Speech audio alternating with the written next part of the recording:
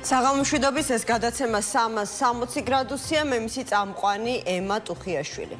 ემუქრება თუ არა საფრთხე ვიზა ლიბერალიზაციას. ეს ის შემთხვევა, როცა ორივე პოლიტიკური მხარე, ხელისუფლებაცა და ოპოზიციაც ამ საფრთხეს ხედავს, თუმცა პასუხისმგებლობას ერთმანეთს აკისრებს. დღეს ამ თემაზე ვცვლად მეხუთე პრეზიდენტმა ისაუბრა. სალომე ზურაბიშვილის მთავარი გზავნილი იყო, რომ თავად ქართული ოცნების მიზანია, რომ საქართველოს ვიზა ლიბერალიზაცია შეუჩერდეს, რის მიღწევასაც ანტიევროპული რიტორიკითა და ქმედებებით ცდილობენ. მეორე პოლიტიკურ ნაპირზე კი ვიზა ლიბერალიზაციის შესაძლო შეწყვეტის ერთადერთ მიზეზს ევროპულ ბიუროკრატიაში ხედავენ, რომელიც ყველანაირად ცდილობს დაეხმაროს ქართულ ოპოზიციას ქვეყნისთვის მეტი ზიანის მიყენებით და მათთვის სასურველი პოლიტიკური ნიადაგის შექმნით. მოკლედ, ვის ინტერესშიც არ უნდა შედიოდეს საქართველოსთვის იმ მონაპოვარის გაუქმება, რომელიც არა რომელიმე ხელისუფლებას, არამედ უდაოდ ხალხს ეკუთვნის, რადგან ხალხი ქმნის და აშენებს ამ სახელმწიფოს. მათ შორის ხალხი ასრულებს იმ ვალდებულებებს, რომელიც ევროკავშირთან ასოცირების ხელშეკრულებაშია გაწერილი. ქართველი ხალხია, ვინც თავდაუზოგავად 30 წელზე მეტია საკუთარი სიცოცხლის, სისხლის, ტერიტორიების დაკარგვის ფასად არ ღალატობს საკუთარ საგარეო ორიენტაციას. სწორედ ხალხს დააზარალებს ყველაზე მეტად ვიზა ლიბერალიზაციის შეჩერება და გაურთულებს ისედაც არც ისე მარტივ ცხოვრებას. ამიტომ თუ ვინმე არ იმსახურებს ასეთ გადაწყვეტილებას, სწორედ ქართველი ხალხია, რომლის მიმართაც მხარდაჭერას ევროკავშირის ყველა ინსტიტუტი მიღებულ რეზოლუციებში, დათქმებსა და რეკომენდაციებში უპირველეს ყოვლისა გამოხატავდა და გამოხატავს. რა შეიძლება გახდეს ვიზა ლიბერალიზაციის შეწყვეტის საფუძველი და როგორ ხედავენ ამის შემდეგ განვითარებულ პროცესებს პოლიტიკოსები, ერთ-ერთი ასე ვთქვათ საუბრის თემა, რა თქმა უნდა, ესეც იქნება ჩვენ სტუმრებთან ერთად. თინა ბოკვეჩავა, ერთიანობა ნაციონალური მოძრაობის თავმჯდომარე, მინდა წარმოგედგინოთ. მოგესალმებით, თინა, მადლობა, რომ ჩემი გადაცემის სტუმარი ხართ. დიდი ხანია არ მინახე ხართ აი ასე რეალურად სტუდიაში და მადლობა ამისთვის, რომ გამონახეთ დრო და დღეს შემოგვიერთდით. დიდიქით მადლობა თქვენ მოწვევისთვის. ამ თემაზე ცოტა მოგვიანებით აუცილებლად მინდა უფრო დეტალურად გკითხოთ მიხეილ სააკაშვილის განცხადებასთან დაკავშირებით, სადაც ის პირდაპირ ამბობს, რომ ვიღაცები ხელს აფათურებენ მის პარტიაში, ანუ ნაციონალურ მოძრაობაში და ძალიან უნდათ თქვენი, ანუ პარტიის თავმჯდომარის ჩამოცილება, რომელიც მათ ძალიან დიდ ზიანს აყენებს საერთაშორისო არენაზე და აქ სააკაშვილი მოუწოდებს პარტიის წევრებს, რომ არ აყვნენ ამ ქოცურ მაქინაციებს. ანუ ამ წინადადებაში ის პირდაპირ ამბობს, რომ ამ ასე ვთქვათ, ქოცურ მაქინაციებში შესაძლებელია ჩართული იყვნენ თქვენი პარტიის წევრები. ვის და რას გულისხმობს მიხეილ სააკაშვილი? კიდევ ერთხელ მოგესალმებით, მივესალმებით თქვენს მაყურებელს. ჩართვის შესაძლებლობა რამდენიმეჯერ მქონდა, თუმცა ბუნებრივია ყოველთვის. ძალიან საინტერესოა თქვენთან უშუალოდ სტუდიაში სტუმრობა, ამიტომ მადლობა ამ შესაძლებლობისთვის. პრეზიდენტ სააკაშვილის პოსტს რაც შეეხება უპირველეს ყოვლისა, მინდა მას გადავუხადო დიდი მადლობა იმ ნდობისთვის, რომელიც მან კიდევ ერთხელ გამოხატა ჩემს მიმართ. ნამდვილად ეს არის უდიდესი პასუხისმგებლობა ჩემთვის და ასე იყო და იქნება ყოველთვის, რომ ჩემს მეგობრებთან, თანამებრძოლებთან, ადამიანებთან ერთად, რომლებიც 13 წელია არიან ივანიშვილის რეჟიმის ბრძოლის წინახაზზე, ამ ფრონტის წინახაზზე და ამაში ვერ შემედავება ვერავინ, რომ სწორედ ნაციონალური მოძრაობა იყო, არის და იქნება მთავარი ფლაგმანი და წინააღმდეგობის ფრონტი ივანიშვილის რუსულ რეჟიმთან ბრძოლაში. შემდავებლებში ალბათ გულისხმობთ სხვა ოპოზიციურ პარტიებს? რა თქმა უნდა, მათ შორის ადამიანებს, შეჯიბრებითობა, მაგალითად, თქვენ ამბობთ, რომ მთავარი ოპოზიციური პარტია, გახარიას მიაჩნია, რომ ის არის მთავარი ოპოზიციური პარტია. ლელოს რომ მკითხოთ, ისინი ამბობენ, რომ ისინი არიან მთავარი ოპოზიციური პარტია. განსაკუთრებით კომიკურად ჟღერს ჩემი აზრით, მთავარ ოპოზიციონერობაზე პრეტენზია ადამიანისგან, რომელიც სულ რამდენიმე წლის წინ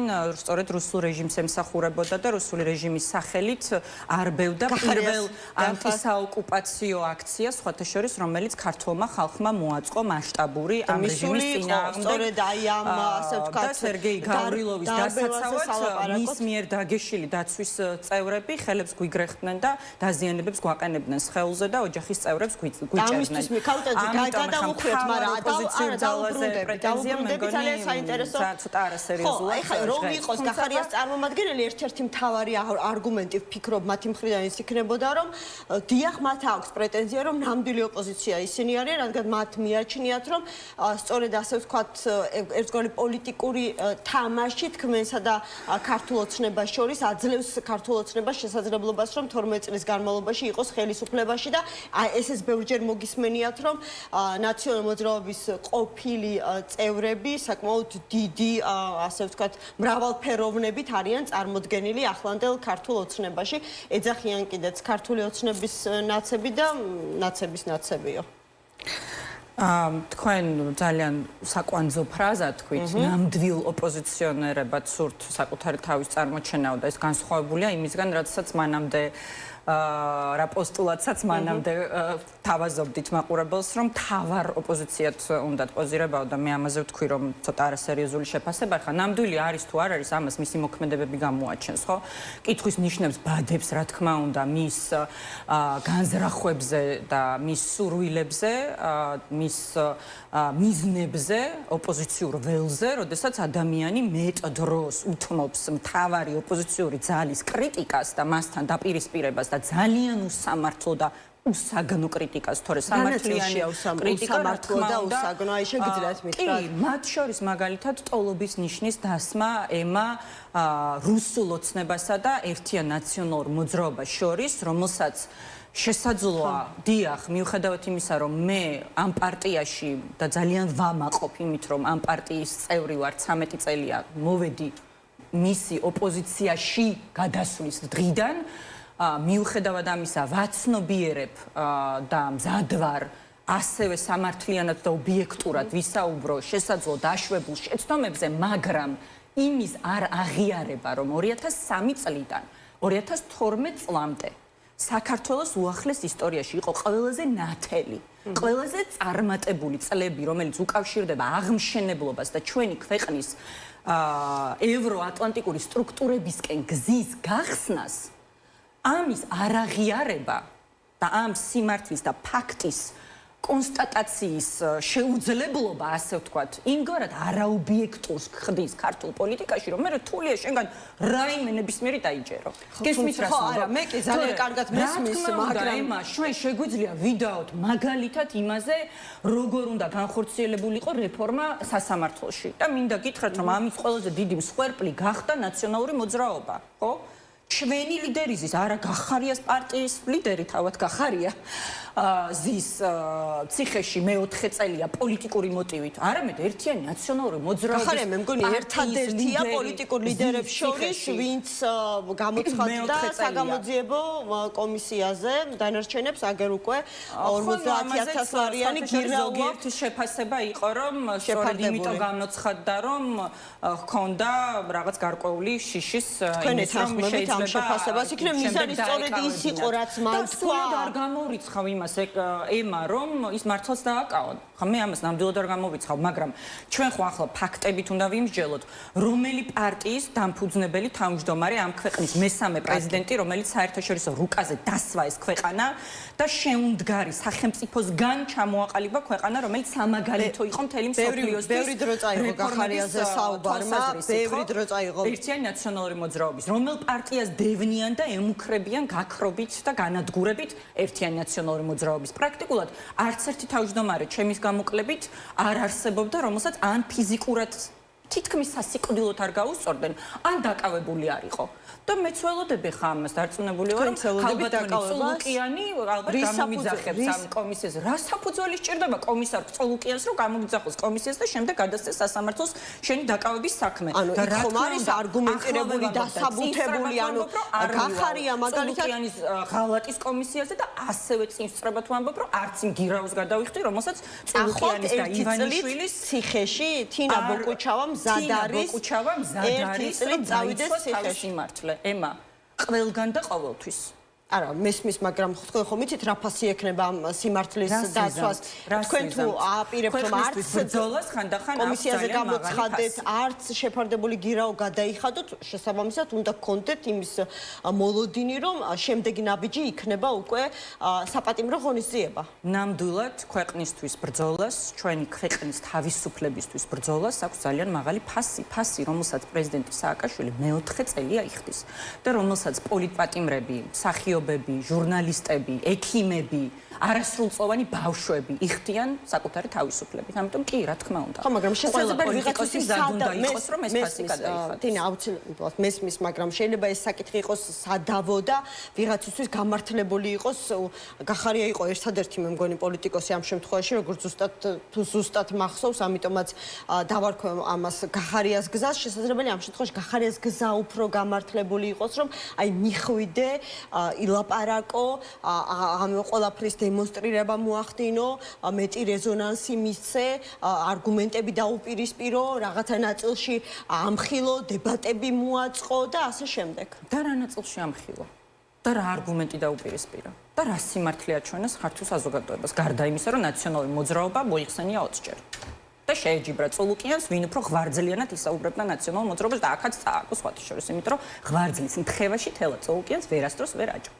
მინდა ეს ჩემი მოკრძალებული რჩევა ბატონ გახარიას. მოდი სააკაშოს ერთადერთი კითხვა რაც სინამდვილეში არსებობდა, ხო ხა რომ ამას ობიექტურად შევხედავ. რა თქმა უნდა, 20 ივნის. რა თქმა უნდა, ერთადერთი რეალური და ობიექტური მე რა პასუხი ჭავლისა და ცრემსადენი თუ გაზის გამოყენებაზე მან გასცა როგორც ჭყალებში სუპერძალოვანი მინისტრი როგორთაც მოიხსენიებდნენ კობახიძე და სხვაები ბატონ გახარიას როდესაც თანამდებობაზე იყო ამ ბრავადოს და ამ რაღაც იმიჯს ქმნიდა მუდმივად რომ დიახ მე გავეცი ეს ბრძანება მაგრამ იქ რომ მივიდა თქვა რომ კი მე გავეცი წყლის ჭავლის და გაზის ნაწილში მაგრამ არა ტყვიების ნაწილში ეს რა პასუხი იყო ანუ თავადვე უარყო ის რასაც მრავალი წლის განმავლობაში ამტკიცებდა ამ თავისი ბრჭყალებში სუპერძალოვანი მინისტრის ტყვიები მერავიშვილს დაუტოვებია თქვენი ასე ვთქვათ ხელისუფლების დროინდელ ძალოვან მინისტრს მოძრაობას გადაწყვეტა ანუ რა უთხრა საზოგადოებას რა ობიექტური ფაქტები წარმოაჩინა რა არგუმენტებით დაუპირისპირდა და რა ბრალდება და ტყუილი გაანეიტრალა რაც სეაწოლუკიანმა იქ წარმოადგინა არანაირი კი ბატონო ანუ ამიტომ ეს გამართებაც არის და სხვათა შორის ბოლო რამეს ვიტყვი და გეთანხმებით რომ ზედმეტად ბევრი დრო წაიღო ნამდვილად მას მაგრამ ჩემთვის ეს მნიშვნელოვანია იმდენად რამდენადაც მეც თითქმის 5 თვის განმავლობაში ნაწილი ვიყავი იმ ფორმატის რომელიც იკრიბებოდა სალომე ზურაბიშვილის ირგვლივ და მისი ეგიდით და ერთადერთი გადაწყვეტილება ემა რომელზეც შეჯერდნენ პოლიტიკური პარტიები, პოლიტიკური ძალები შიდა პოლიტიკურ საკითხებზე მე არ გულისხმობ საგარეო პოლიტიკურ ნაწილს და აქ სხვათა შორის საკმაოდ ნორმალურად კოორდინირებდა თანამშრომლობთ თუმცა ამას ვაკეთებთ დამოუკიდებლად ანუ მხოლოდ პოლიტიკური პარტიები და არავინმეს ეგიდით ან ჩართულობით ერთადერთი საკითხი, რომელზეც შევთანხმდით შიდა პოლიტიკურ საკითხებზე, ეს იყო ის, რომ არც ერთი პოლიტიკოსი არ უნდა მისულიყო წულუკიანის ღალატის კომისიაზე და ეს შეთანხმებაც დაარღვია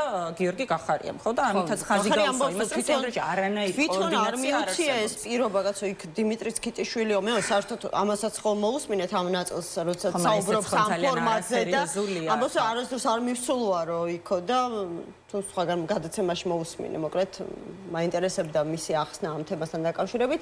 მან თქვა რომ მე არასდროს არ მიიღია მონაწილეობა ასეთ განხილვებსა და ფორმატებში. დავანებოთ თავი გახარიას. თქვენ თქვით რომ ვიყავიო ამ ფორმატის ნაწილიო კოორდინაციისა სალომე ზურაბიშვილის მედიაციით, მოდი ასე დავარქვათ. ვიყავი რას ნიშნავს აღარ ხართ? 31 მარტის აქციის შემდეგ, რომელიც ძალიან მნიშვნელოვანი აქცია იყო თავისთავად, ამ თარიღის ისტორიული მნიშვნელობიდან გამომდინარე, რომლის ნაწილი ჩვენც ვიყავით, როგორც რიგითი წევრები იმ საპროტესტო მოძრაობის, რომელმაც ამდენი დღე აჩვენა თავის ძალა და მედეგობა რუსთაველის გამზირზე. თუმცა იმ განაცხადის შემდეგ, რაც მოვისმინეთ სალომე ზურაბიშვილის მხრიდან, რომელმაც ჩემი აზრით ვერანაირი სიახლე საზოგადოებისთვის ვერ გააჟღერა. იმედ გაცრუებული იყავით და თქვენ ეს განცხადებაში იკითხებოდა. მას შემდეგ ჩვენ ვთქვით, რომ ჩვენ ამ ფორმატში მონაწილეობას არ მივიღებდით, მიუხედავად იმისა, რომ ეს არ იყო რაღაც პოლიტიკური გამიჯვნა ამ ფორმატთან და ასე შემდეგ. ლათინური ფრაზა, ანუ ad hoc საფუძველზე, ხო? ანუ საკითხებიდან გამომდინარე და საჭიროების მიხედვით თუ იქნებოდა ამის საჭიროება და აუცილებლობა, ჩვენ რა თქმა უნდა ამის საჭიროება 31 მარტიდან დღემდე თითქმის ერთი თვე არის, 23 დღე არის გასული, ხო? ფაქტია, ჩვენ საგარეო ეს რაზე მეტყველებს, რომ ასეთი საკითხები, რომ არ ანუ საჭირბოროტო საკითხები, განსაკუთრებული მნიშვნელობის საკითხები, თქვენ ანუ როგორც მივხვდი ხომ, თქვენი საუბრიდან გამომდინარე, მიუხედავად აი ამ პრინციპული მიუღებლობისა, ამ ფორმატის მიმართ სხვადასხვა მიზეზის გამო, მზად იყავით ფორმატში, ჩართულიყავით საკითხების მნიშვნელობიდან გამომდინარე. ანუ თქვენ მეუბნებით, რომ პროტესტის მე-7 თვე მიმდინარეობს, საკმაოდ გაურკვეველი პოლიტიკური ვითარება არის, ქვეყანაში ამას უკვე კრიზისიც არ ქვია. და ოპოზიცია, სალომე ზურაბიშვილთან ერთად პროტესტი უწყვეტი და ხალხი გამოდის ყოველდღიურად ქუჩაში, რა ვიცი, ამინდის და დროის მიუხედავად დაუღალავად იბრძვიან საკუთარ ნებისმიერ დროს და ამ დროს პოლიტიკური სპექტრი, რომელსაც წესით რაღაცა ეტაპზე მაინც უნდა მოეხდინა ინტეგრაცია ამ საპროტესტო პროცესში, პირიქით სულ უფრო შორდება აი ამ საპროტესტო პროცესს. რა ქვია ამას, რომ ამდენი ხნის განმავლობაში საჭირბოროტო საკითხი განსახილვად ოპოზიციის მხრიდან ამ ფორმატში არ დამდგარა. პირდაპირ მითხარით რა. ხო, არა, გეთანხმებით, ახლა თქვენ იმედ გაცრუებას, რასაც ვკითხულობ თქვენს კითხვაში, მეც ვიზიარებ და ნამდვილად ვისურვებდი და ეს არამნამდვილად არ არის დასამალი, რომ ამ ფორმატიდან პირდაპირ ვიტყვი ყოველგვარი შელამაზების გარეშე რაღაც გამოსულიყო. პირდაპირ ვიტყვი. და მიუხედავად იმისა, ემა, რომ ყველაზე დიდი დისტანცია პოლიტიკურად არსებობდა ჩვენს შორის, ნაციონალურ მოძრაობასა და სალომე ზურაბიშვილს შორის. რატომ? იმიტომ რომ ერთმა პროევროპელმა პრეზიდენტმა, რომელმაც სცადა რომ შეამაგროს ევროპის დროშა საქართველოში, როდესაც რუსები მას გვართმევენ, არ შეიწყალა მეორე საქართველოს პრეზიდენტი, რომელმაც პირველად აღმართა ეს ევროპის დროშა. ხო, მაგრამ ამაზე თქვენ მოისმინეთ, ხო, სალომე ზურაბიშვილის ახსნა, განმარტება მისი პოზიცია არ ქონდა სინამდვილეში, ეს იყო კონიუნქტურული და პირად გემოვნებაზე სამწუხაროდ დაფუძნებული გადაწყვეტილება, ჩემი აზრით და ასე განსჯის ამ გადაწყვეტილებას, ჩემი აზრით, ისტორია. ნაცვლად იმისა, რომ მას მიიღო გადაწყვეტილება, რომელიც მის ხელთ იყო. ეს იყო მისი ექსკლუზიური უფლებამოსილება, რომელშიც ვერ შეეცილებოდა და ვერ შეედავებოდა ვერავინ. ვერც ბიძინა ივანიშვილი, ვერც ირაკლი კობახიძე, ვერც ეს ის თქვა, რომ რეალურად სამართლებრივად ეს ბერს ვერაფერს შეცვლიდა, ანუ მიხეილ სააკაშვილს ეს ციხიდან ვერ დაიხსნიდა სალომე ზურაბიშვილის შეწყალება. პოლიტიკა ხომ მეტია ვიდრე სამართლებრივი. ხო, მაგრამ სალომე ზურაბიშვილს ხო აუხსენით ეს ყველაფერი, ანუ რამდენი შეხვედრა გქონდათ, ხო? მესმის, მე ჩვენი სიმართლის გაჟღერება მინდა კიდევ ერთხელ თქვენს მაყურებელთან. მესმის, თინა, ჩემიც გაიგეთ, მე როგორც ერთ-ერთი მოქალაქე, თანაც ჟურნალისტი, რომელიც შესაძლებელია ვიყოთ თქვენსა და ჩემს მაყურებელს შორის არ ვიტყვი ეს ხმამაღალ სიტყვას, არ ვიცი მოსახლეობის გარკვეულ ნაწილს, ჩემს მაყურებელს შორის ერთგვარი გამტარი ინფორმაცია ისა.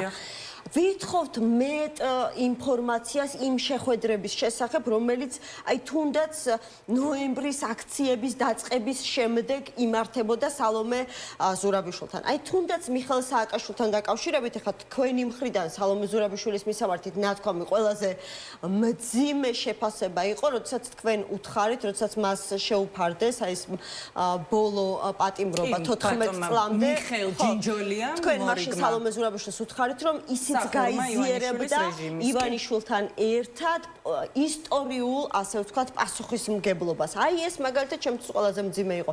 აი ამაზე არ ქონიათ შემდეგ საუბარი, არა გიხსნათ რა ვიცი, თქვენ კიდევ თქვენი პარტიის სხვა ლიდერებს, ვინც ხვდებოდით სალომე პეტრე ცისკარიშვილს, აი არ გითხრათ თინა, პეტრი, აი ასეთია და ასეთი ჩემი არგუმენტი და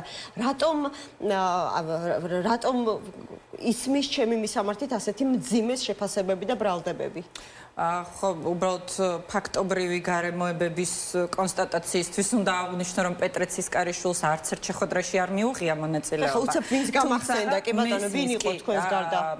მე დავდიოდი ამ შეხვედრებზე, თუმცა ჩემს გარდა არაერთი სხვა ლიდერი იყო ამ შეხვედრებზე, რამდენჯერმე იყო სოფო ჯაფარიძე, იყვნენ ჩვენი ახალგაზრდა ლიდერები ლევან სანიკიძე, ირაკლი ფავლენიშვილი და სხვები და რა თქმა უნდა ყოველთვის ჩვენ ვაყენებდით ამ საკითხს დღის წესრიგში შეხვედრებზე მრავალპარტიულ ფორმატში თუ პირისპირ შეხვედრებზე სალომე ზურაბიშვილთან მისი ერთადერთი ახსნა სწორედ იმ რაციონალში მდგომარეობდა, რასაც ახლა თქვენც განმარტავთ, რომ მისი შეწყალების გადაწყვეტილება არ ნიშნავდა ავტომატურად პრეზიდენტი სააკაშვილის გათავისუფლებას და ეს რა თქმა უნდა მოცემულობაა და ყველს ძალიან კარგად გვესმის, თუმცა პოლიტიკა არ არის მხოლოდ რაღაც ლეგალისტური გადაწყვეტილებები, ხო? პოლიტიკა არის მათ შორის მორალი, მათ შორის გამბედაობა, მათ შორის საჯაროობა, მათ შორის სიტყვა, მოქმედება. ეს არ აღმოაჩნდა სალომე ზურაბიშვილს და სამწუხაროდ ეს ერთობლიობა რაც საჭირო იყო ამ გადაწყვეტილებისთვის, დიახ, არ აღმოაჩნდა სალომე ზურაბიშვილს, რაც ჩემთვის უკიდურესად იმედგამაცრუებელი იყო. ერთი, იმიტომ რომ ისტორიულ უსამართლობად მიმაჩნია ეს და მეორე, იმიტომ რომ მიმაჩნია ეს მოგცემდა შესაძლებლობას, რომ უფრო გამბედავი ნაბიჯები გადაგვედგა გაერთიანებისკენ, რომელიც სამწუხაროდ ვერ შედგა. ანუ ამ ფორმატმა ამ თვალსაზრისით ამ ეტაპზე ნამდვილად საკუთარი თავი ამოწურა. კი ბატონო, ანუ შესაბამისად ის მოცემულობაც, რომელიც თქვენ შემთხვევაში ამ ერთი თვის განმავლობაში არსებობდა 31 მარტიდან დღემდე, რომ საკითხებიდან გამომდინარე შესაძლებელია ჩვენი თანამშრომლობა აი ამ წინააღმდეგობის პლატფორმის ფარგლებში, ესეც აღარ არის რელევანტური ამ ეტაპზე? აი რაღაცნაირად თითქოს აქტუალობა ვერ პოვა ამ ფორმატში წამოჭრილმა საკითხებმა. ხა ის იმას არ ნიშნავს, კიდევ ერთხელ ვიმეორებ, რომ თუ დადგა ამის აუცილებლობა და მაგალითად გახდა საჭირო, რომ ევროსაბჭოს საპარლამენტო ასამბლეას ერთობლივი წერილით მივმართოთ 4-მა პოლიტიკურმა ძალამ და საქართველოს ბოლო ლეგიტიმურად არჩეულმა პრეზიდენტმა სალომე ზურაბიშვილმა რა თქმა უნდა ნაციონალურ მოძრაობას არ მიმართოს ხელს, მაგრამ როდესაც სალომე ზურაბიშვილი გამოვა გაიმიჯნება არც ერთ ძალის ხმებას, რომ ჩვენ ერთიანი ფრონტით დაუპირისპირდეთ ივანიშვილს. კიდევ ერთს დავაზუსტებ, ანუ მაგრამ როდესაც სალომე ზურაბიშვილი გამოვა, როგორც ეს არაერთხელ გაუკეთებია 31 მარტის შემდეგ და გააკეთებს განცხადება სწორედ აი ამ წინააღმდეგობის პლატფორმის სახელით, ჩვენ მედიამ უნდა ვიგულისხმოთ, რომ ამ პლატფორმი ის თქვენი სახელით არ საუბრობს. არა, ბუნებრივია. თქვენ ამ პლატფორმში არ ხართ, კი ბატონო, კარგი. გაქვთ რაიმე სხვა სათადარიგო გეგმა? დამოუკიდებელი მოქმედების აი ამ პოლიტიკურ პროცესში, იმიტომ რომ რჩება შთაბეჭდილება რაღაცა პოლიტიკური პროცესი აი საპროტესტო პროცესში გაიყინა ერთ ადგილას დგას. არა, არ მეთანხმებით? იცით რა არის, მე მესმის აბსოლუტურად, რომ შეიძლება რაღაც ნიჰილიზმი შეგვეპაროს, იმიტომ რომ იმდენად განგრძობადი აღმოჩნდა ეს პროტესტი და ამ ხანგრძლივი პროტესტის განმავლობაში რაღაცნაირად ეს სახალხო პროტესტი ვერ შეერწყა პოლიტიკურ პროცესებს და ამ თვალსაზრისით მე პასუხისმგებლობას სიმართლე გითხრათ ორივე მხარეს ვხედავ და რას გულისხმობ. ერთის მხრივ პოლიტიკოსების მხრიდან რომ ჩვენ თვითონ რაღაც თითქოს ბრკოლდებით რომ კიდევ უფრო აქტიურად მოვუწოდოთ ამ პროცესებს იმისკენ რომ მოხდეს ამ პროცესების პოლიტიზირება და მე ვფიქრობ რომ აქაც სწორედ ამ ერთიანი ფრონტის ვერ შექმნან გააჩინა ეს დაბრკოლების მომენტი და მეორეს მხრივ საზოგადოების მხრიდან ხა მე ყველა პროტესტის ნაწილი ვიყავი, რაც კი შემდგარა ამ 13 წლის მანძილზე, დაწყებული 20 ივნისიდან რუსული კანონი და ასე შემდეგ ერთი პატარა ნაკლებად აქტიურობის ფაზა მქონდა ობიექტური მიზეზის გამო, რომ ტყუპებს ველოდებოდი და მინდა გითხრათ, რომ ყოველთვის იყო ხოლმე სამწუხაროდ ეს ერთგვარი რეზერვაცია, რომ არ გვინდა პოლიტიკოსები, ისინი პროცესს გააფუჭებენ, ეს ერთგვარი სტიგმატიზაცია, რაც პრინციპში პოლიტიკის მიმართ ამგვარი სკეპტიციზმი და განხიბვლა არ არის უნიკალური რამ საქართველოსთვის. ეს ხო ვიცით, რომ ეს გლობალური სამწუხარო ტენდენციაა, მაგრამ ახლა ამ გადამწყვეტ მომენტში ეს უნდა გადავლახოთ, ანუ ჩვენც უნდა გადავლახოთ პოლიტიკოსებმა და ასევე ხალხმაც. თქვენ ხალხის მხრიდანაც რაღაცნაირად ეს სტიგმატიზირების და უხერხულობის მომენტი აღარ უნდა არსებობდეს, იმიტომ რომ ყველა უნდა შევკავშირდეთ, ყველა უნდა გავერთიანდეთ ქვეყნის გადასარჩენად. ხო, ამისთვისაც უნდა გაისარჯოთ თქვენ პოლიტიკოსები. კონკრეტულად თქვენ რის გაკეთებას აპირებთ, გაქვთ თუ არა, ანუ გასაგებია რომ წინააღმდეგობის პლატფორმაზე აღარ ხართ, ანუ ბუნებრივია უნდა გქონდეთ თქვენი სათადარიგო გეგმა. ის შეგახსენებთ მაგალითად, ხშირად მომისმენია განსაკუთრებით 31 მარტამდე თქვენი წინამორბედის ლევან ხაბეიშვილის განცხადებები, რომ ასეთ რეჟიმში პოლიტიკური საპროტესტო პროცესის დატოვება არ შეიძლება. ძალა უნდა დაუპირისპიროთ, არ უნდა მივცეთ პოლიციელებს აქციის მონაწილეების დაკავების შესაძლებლობა, რომ უნდა შეიქმნას წინააღმდეგობის სამოქალაქო ჯგუფები, აი ჩავიდეთ, მაგალითად ბათუმში ჩავიდეთ საკონსტიტუციო სასამართლოსთან მოვაწყოთ აქციები და ასე შემდეგ. ანუ აპირებთ ამ ყველაფრის განხორციელებას თუ გაქვთ რაიმე სხვა გეგმა? მე ძალიან დიდ პატივს ვცემ ყველა ადამიანის ინიციატივას, განსაკუთრებით ისეთი დამსახურებული ადამიანების, როგორც არის ლევან ხაბეიშვილი, რომელიც ნამდვილად სასიკვდილოდ გაიმეტა რეჟიმმა და ამას გულისხმობ არა მხოლოდ ჩემს პარტიაში, არამედ აბსოლუტურად ყველგან და პოლიტიკოსი იქნება ეს თუ სამოქალაქო აქტივისტი, რა თქმა უნდა, ძალიან დიდი არა მხოლოდ პატივისცემით, არამედ ჩემი რესურსების პირობებში ყველანაირ მხარდამჭერას გამოვუცხადებ ნებისმიერ ძალისხმევას, რომ შედგეს წინააღმდეგობის მოძრაობები რეჟიმის მიმართ. ამაში ხელს არავინ არავის არ უშლის, ხო? ამიტომ არის, რომ მუდმივად ეს რაღაც ხელის გაშვერა, გადაბრალება ძალიან ყალბია ნებისმიერი ადამიანის მხრიდან. სამწუხაროდ ამას ძალიან ხშირად პედალირებს ხოლმე სწორედ ქართული ოცნება, რატომ? იმიტომ რომ ცდილობს აქაც რომ ოპოზიცია დაყოს ერთის მხრივ და ასევე დაყოს ცალკე ოპოზიცია და ცალკე სამოქალაქო საზოგადოება და საპროტესტო მოძრაობა, იმიტომ რომ ივანიშვილი ყოველთვის ხეირობს, როდესაც ჯგუფებს და საზოგადოებას და საქართველოს მოქალაქეებს ყოფს. დაყოფით ხეირობს ივანიშვილი, გაერთიანებით ვიხეირებთ ჩვენ, ქართული ხალხი და პოლიტიკა. ამიტომ რა თქმა უნდა, ხა ივანიშვილი მაგას ეცდება ყოველთვის. ივანიშვილის გეგმა ყოველთვის არის დაყავი და იბატონე ეს რუსების სტრატეგია საქართველოს მართვის თვალსაზრისით და ასე იქნება რუსეთის გეგმების გამტარი ივანიშვილისთვისაც, ხო? და ნაციონალური მოძრაობის დაყოფის გეგმა ივანიშვილს ჯერ კიდევ 2012 წლიდან აქვს და მე ეს პერიპეტიები გამოვლილი მაქვს. კი ბატონო, დაყოფის გეგმა იყო მაგალითად, როდესაც ევროპული საქართველოს ლიდერები წავიდნენ პარტიიდან, დაყოფის გეგმა იყო, როდესაც ნიკა მელია წავიდა და მისი მხარდამჭერები წავიდნენ პარტიიდან. აი ახლა რაში გამოიხატება მისი გაყოფის ნაციონალურ მოძრაობაში გაყოფის და როგორც სააკაშვილი ამბობს, ხელის ფათურის ზრახვები, რაში ვლინდება ეს მითხარით და იმედი მაქვს, რომ ამ შეკითხვაზე პასუხს არ გაექცევით. თუმცა რა მინდოდა მე თქვა, ყოველთვის შემდეგ ისევ ხედავთ ხოლმე, რომ მთავარი მაკონსოლიდირებელი ძალა მაინც ყოველთვის ხდება ნაციონალური მოძრაობა. ხო, ახლა თქვენ გაიხსენეთ ევროპული საქართველო, რამდენი ადამიანი მაშინ წავიდა იმ პოლიტიკურ პლატფორმაზე და შემდეგ დაბრუნდა ნაციონალურ მოძრაობაში. რატომ? იმიტომ რომ ეს არის პოლიტიკური ძალა, რომელსაც აქვს ყველაზე მტკიცე პოლიტიკური იდენტობა, როგორც ივანიშვილის რეჟიმის მოწინააღმდეგე. ეს არის პოლიტიკური ძალა, რომელიც მართლაც აერთიანებს ადამიანებს იდეების, იდეალების და ღირებულებების ირგვლივ. და ეს არის პოლიტიკური ძალა ასევე, რომელსაც ყავს ძალიან მკაფიოდ გამოკვეთილი იდეოლოგიური ლიდერი პრეზიდენტი სააკაშვილის სახით. ამიტომ ხა მე ვფიქრობ, რომ დღევანდელ მოცემულობაში, რა თქმა უნდა, რთულია წინსწრებად განჭრეტა იმის თუ რა მოხდება მომავალ რამდენიმე კვირაში და თვეში, იმიტომ რომ ნაციონალ მოძრაობაში არა მე ამ შემთხვევაში თქვენს პარტიაზე გეკითხებით, მით უმეტეს ჩვენ გავიხსენეთ, რომ ასეთი კრიზისული სიტუაცია, რეპრესიული პროცესები, რომ ხოლმე ზეგ წულუკიანი ნაციონალ მოძრაობას ფორმალურად ქაღალდზე გააუქმებს თუ არ გააუქმებს, ეს არავინ არ იცის და სავარაუდოდ გააუქმებს, მაგრამ ამაშია სწორედ მათი პრობლემა. ადამიანების ბოლო განცხადება იყო, რომ ექნება ადგილობრივ არჩევნებში მონაწილეობის საშუალება.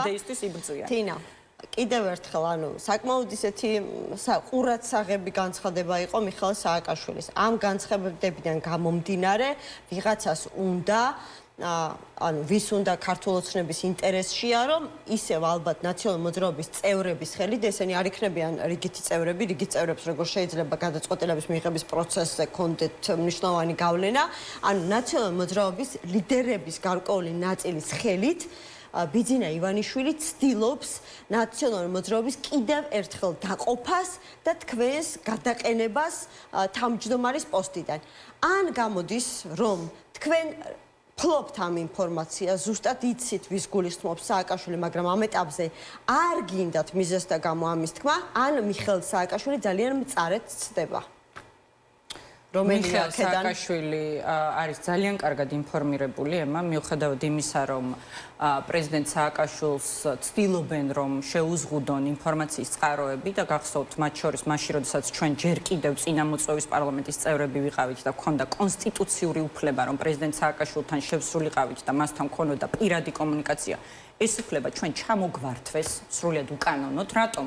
იმიტომ რომ ისინი ცდილობენ პრეზიდენტი მოაქციონ ინფორმაციულ ვაკუუმში, თუმცა მიუხედავად და იყო რიგი შემთხვევები, როდესაც მაგალითად წერილების შეტანაზეც და გამოტანაზეც შეიქმნა რიგი პრობლემები, მაგრამ მიუხედავად ამისა, პრეზიდენტი სააკაშვილი პარტიაში მიმდინარე პროცესებზე ის ზედმიწევნით არის ინფორმირებული. შესაბამისად ეს ინფორმაცია არამედ ქვეყანაში მიმდინარე პროცესებზე, უკრაინაში მიმდინარე პროცესებზე, ამერიკაში მიმდინარე პროცესებზე და ეს არის ჩვენი ქვეყნის მთავარი უბედურება, რომ ამ ადამიანს, რომელსაც ასეთი ინფორმაციის ანალიზის და ამ ინფორმაციიდან გამომდინარე მოქმედების დაგეგმვის შესაძლებლობები გააჩნია, დღეს არის გისოსებს მიღმა. არიან ადამიანები, ვისაც თქვენი ძალიან უნდათ პარტიის თავმჯდომარის პოსტიდან თქვენი ჩამოცილება. ვინ არიან ეს ადამიანები? ხო, არიან ესეთი ადამიანები, კი, ნამდვილად არიან, თუმცა კი, პარტიაშიც არის ასეთი ადამიანი, თუმცა მინდა გითხრათ, რომ როგორც პრეზიდენტმა სააკაშვილმა აღნიშნა, ჩემი სულისკვეთებაც და ჩემი მოწოდებაც და ჩემი გეგმაც ნამდვილად არის, რომ ყველას მოვუწოდო კონსოლიდაციისკენ, იმიტომ რომ ძალიან კარგად გვესმის, რომ ამ პარტიაზე ამგვარი თავდასხმა არის მხოლოდ და მხოლოდ ივანიშვილის ინტერესში და ემა კიდევ ერთხელ ვიმეორებ. ერთხელ მახსოვს აქედან წასული ამერიკელი მაღალჩინოსანი, რომელმაც თქვა ეს კინო უკვე ბევრჯერ გვინახავსო, ხო? პარტიაშიც ბევრჯერ გვინახავს ასეთი მცდელობები, მაგრამ ყოველთვის იმარჯვებს სიმართლე, ყოველთვის იმარჯვებს იდეა, ყოველთვის იმარჯვებენ ის ადამიანები, რომლებიც პრეზიდენტ სააკაშვილთან ერთად იბრძოდნენ, იბრძვიან და უნდა დაგემშვიდობოთ, მაგრამ ერთი უნდა ვთქვა, მე არ ვიცი, მე რა თქმა უნდა არ ვიცი. რა თქმა უნდა, ამ ჯერზეც დარწმუნებული ვარ, რომ გამოვალთ კიდევ უფრო გაძლიერებული, ვიდრე ვიყავით გუშინ, ვიდრე ვართ დღეს, იმიტომ რომ მომავალში ამ ქვეყანას ნამდვილად და აუცილებლად სჭირდება ძლიერი ნაციონალური მოძრაობა, იმიტომ რომ ეს არის პარტია, რომელსაც აქვს ყველაზე დიდი მეხსიერება და გამოცდილება ჩვენი ქვეყნის განვითარების, ინსტიტუტების შექმნის და დამპალი დაჭაობებული რეჟიმის შეცვლის. იმ დროინდელი შევარდაძის რეჟიმის სახით ეს საქმე გვაქვს კიდევ ერთხელ გასაკეთებელი და დარწმუნებული ვარ, რომ პარტიაშიც და პარტიის გარეთაც ძალიან ბევრი ადამიანი კიდევ ერთხელ ყველანი ერთად ხელს ჩავჭიდებთ იმისთვის, რომ ეს საქმე ჩვენი ქვეყნის სახელით გავაკეთოთ. არ ვიცი რა ინფორმაციას ფლობს მიხეილ სააკაშვილი. ბუნებრივია თქვენ ფაქტობრივად არაფერი მითხარით, გარდა იმისა, რომ დაადასტურეთ ის, რაზეც სააკაშვილი საუბრობს თავის განცხადებაში, მაგრამ მე ვიტყვი იმას, რა ინფორმაციაც ჩვენ გვაქვს, ასე ვთქვათ, პოლიტიკის კულუარებიდან ჟურნალისტებს, ეს ინფორმაცია დიდი ხანია მუსირებს, რომ თქვენსთან დაპირისპირებული არის ნაციონალურ მოძრაობაში სწორედ ხაბიიშვილისა და ანი წითლიძის ერთგვარი ტანდემი, ისინი გადანაშაულებენ თბილისში პარტიის მიერ ძალიან დაბალი პროცენტის აღებაში. ანი წითლიძესთან განსაკუთრებით, რომელთან ძალიან დიდი ხნის მეგობრობა მაკავშირებს, მერწმუნეთ, რომ შემიძლია გითხრათ, რომ თქვენი პოლიტიკური კულუარები სამწუხაროდ არ ავრცელებს სწორ ინფორმაციას და მე განზრახ არანაირ დეტალებში არ შევალ, იმიტომ რომ მიმაჩნია რომ ეს არ არის სწორი. მით უმეტეს პარტიის თავმჯდომარის მხრიდან თქვენ ნახეთ რომ არც პრეზიდენტ სააკაშვილს დაუსახელებია კონკრეტული სახელები და გვარები.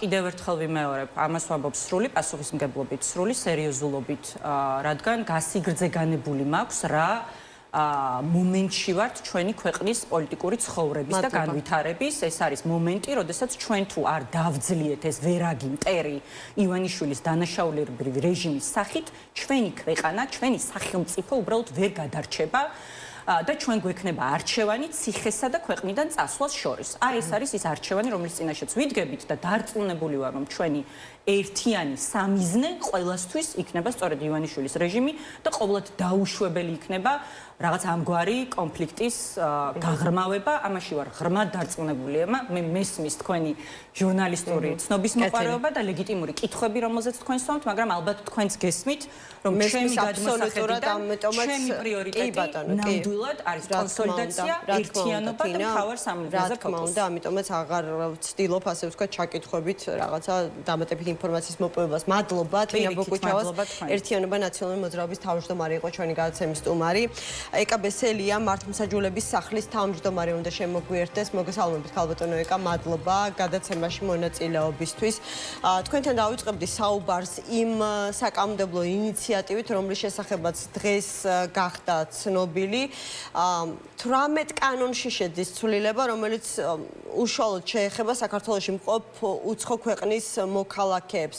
და ჩდება ერთ-ერთი ჩანაწერი, როგორიც არის მაგალითად წვრილმანი ხულიგნობა, პოლიციის მიმართ დაუმორჩილებლობა და თანამდებობის პირის შეურაცხყოფა მისი საქართველოდან გაძევებას, ანუ უცხო ქვეყნის მოქალაქის საქართველოდან გაძევებას და ქვეყანაში შემოსulis 3 წლამდე ვადით აკრძალვას გამოიწვევს. ვინაიდან და რადგანაც ბოლო პერიოდში, ბოლო რამდენიმე თვის, არა მხოლოდ რამდენიმე თვის, ал უკვე წლებს ვითვლით მიღებული და ინიცირებული მსხვილი კანონებისა თუ საკანონმდებლო ცვლილებების უკან ყოველთვის გარკვეული პოლიტიკური სარჩული იკითხებოდა, აქაც უნდა დავინახოთ თუ არა რაიმე მსგავსი.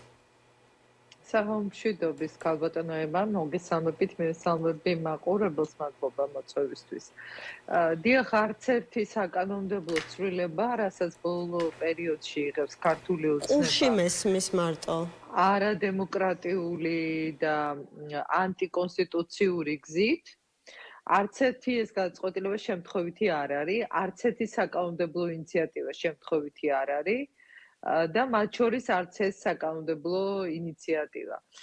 რას უკავშირებთ ამას? ბოლო პერიოდის მოვლენებს, ამ რეპრესიულ პოლიტიკას და ეს კანონპროექტი, რომ ნახე, პირველი ასოციაცია, რაც უცებ გამიჩნდა, იყო ის, რომ ახლა დღესაც იყო სინდისის პატიმრების სასამართლო პროცესი, უდანაშაულო ახალგაზრდების ხვალ არის ასევე ანდრო ჭიჭინაძის და სხვა უდანაშაულო სინდისის პატიმრების პროცესი და იქ არის უკრაინის ორი მოქალაქე, რომელთაც ასევე ბრალი ედებათ თითქოს ორგანიზებული ჯგუფი შეიკრა იმისთვის, რომ ჩაედინათ ძალადობრივი დანაშაულობები. ხო, წარმოუდგენელი ერთმანეთს არათუ ეს ბიჭები საქართველოს მოქალაქეები არ იცნობენ და ერთმანეთს სასამართლო პროცესზე შეხვდნენ. მით უმეტეს ამ უკრაინის მოქალაქეებს საერთოდ არ იცნობენ.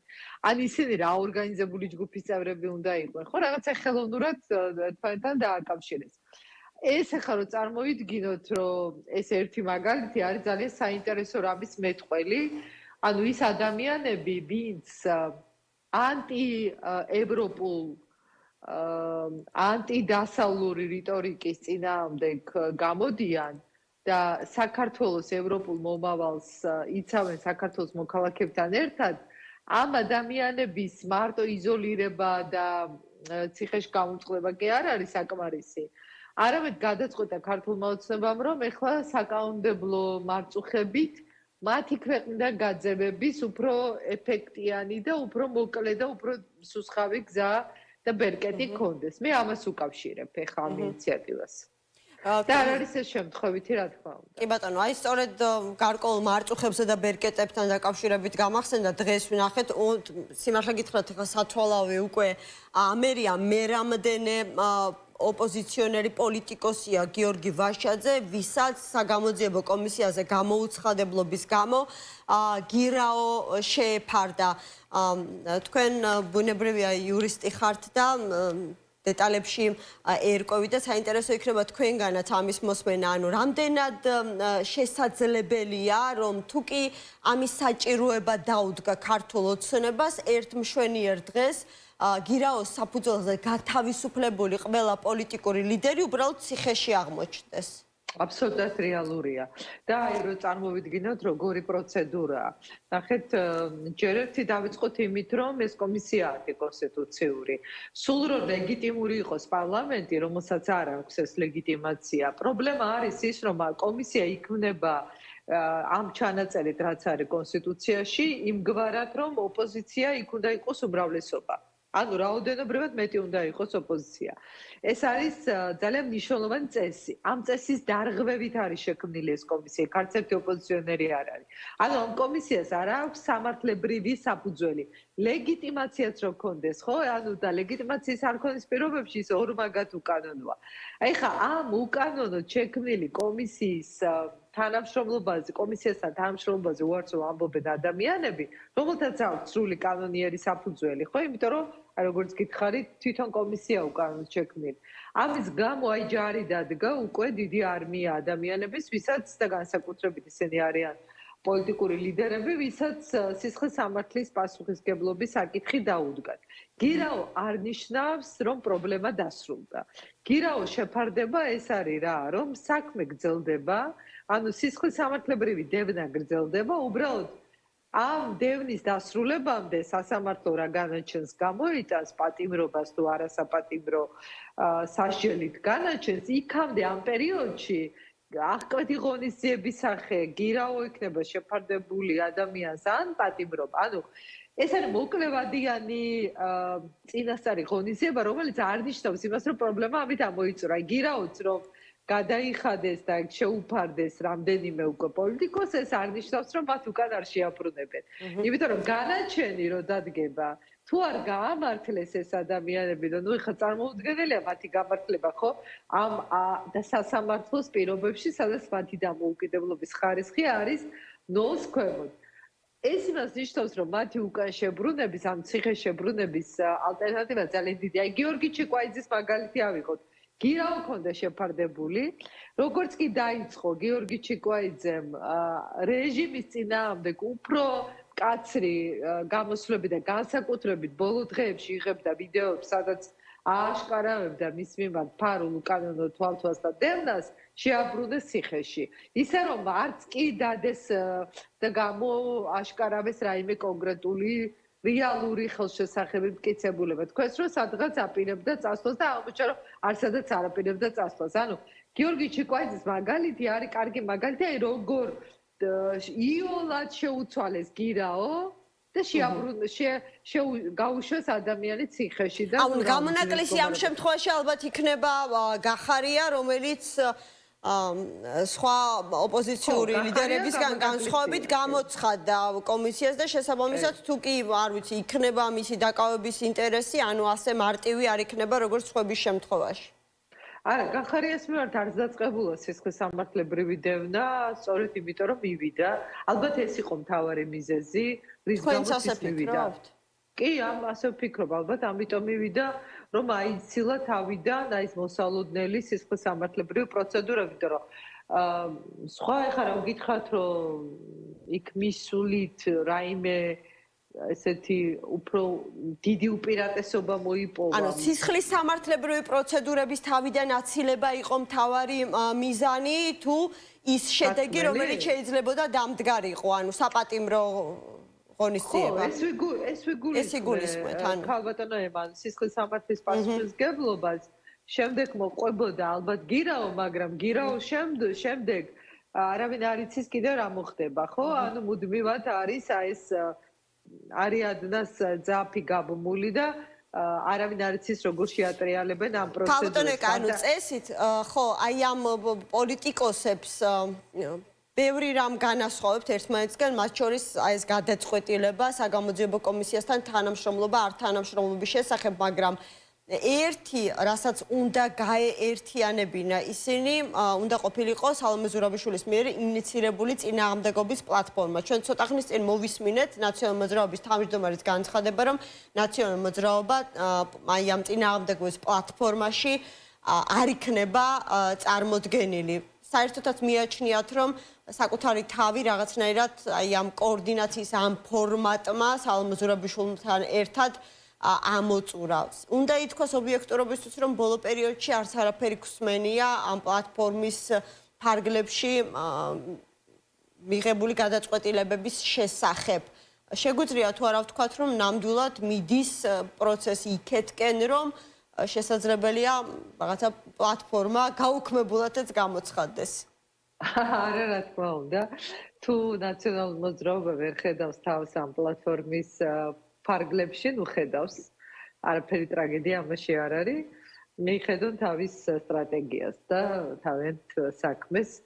არავინ არავის ძალით არ ეკაჩება ამ პლატფორმაში. ეს არის ორი ძირითადი მოთხოვნის ირგვლივ დაფუძნებული პროცესი თუ ფორმატი, ეს ორი მოთხოვნა ცნობილია, სინდისის პატიმრების თავისუფლება, ახალი თავისუფალი საპარლამენტო არჩევნები და არა ადგილობრივი არჩევნები და ეს კოორდინაცია მოიცავს რამდენიმე ჯგუფს. ერთი ჯგუფი ეს არის ამ პოლიტიკური პარტიების გარდა, ჯერც ერთი აქ არამხოლოდ პარტიები არიან, აქ მათ შორის მუშაობენ სხვადასხვა ჯგუფები, სამოქალაქო სექტორიდან აქტივისტები და ამ შემდეგ არის ზრუნვის ჯგუფი ესე ქვია, ჯგუფი რომლის კოორდინაციას ვაკეთებ, აქ შედიან პოლიტიკური პატიმრების, სინდისის პატიმრების საქმეები, მათი მხარდაჭერის, დახმარების, სამართლებრივი უზრუნველყოფის, საჯარო მოხელეების, უკან გათავისუფლებული საჯარო მოხელეების დაცვის და ასე შემდეგ. მთელი ეს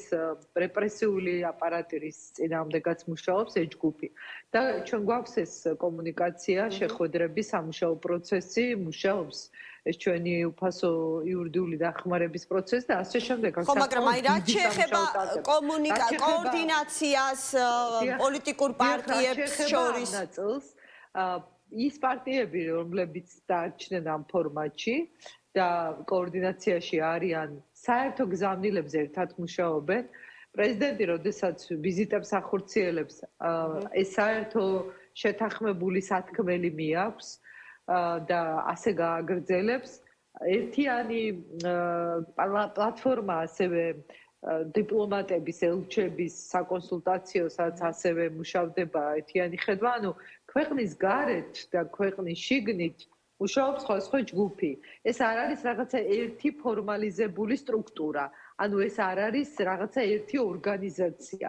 ეს არის კოორდინაციისთვის შექმნილი პლატფორმა, რომელსაც აქა ძალიან კონკრეტული ამოცანა. თუ ვინმე ვერ ხედავს ამ ფორმატში თავის თავს, ნება მისი არანაირი პრობლემა არ არის. და ვინ ასე ვთქვათ, ვერ ხედავს კიდევ ნაციონალური მოძრაობის გარდა შეგიძლიათ შორს წაგვიყვანს იმის ჩამოთვლა, რამდენი პარტია დარჩა, მაგრამ ის მაინც მითხარით, ვინ გამოაკლდა კიდევ ნაციონალური მოძრაობის გარდა. ნაციონალური მოძრაობა და მე მგონი კოალიცია ცვლილებებისთვის.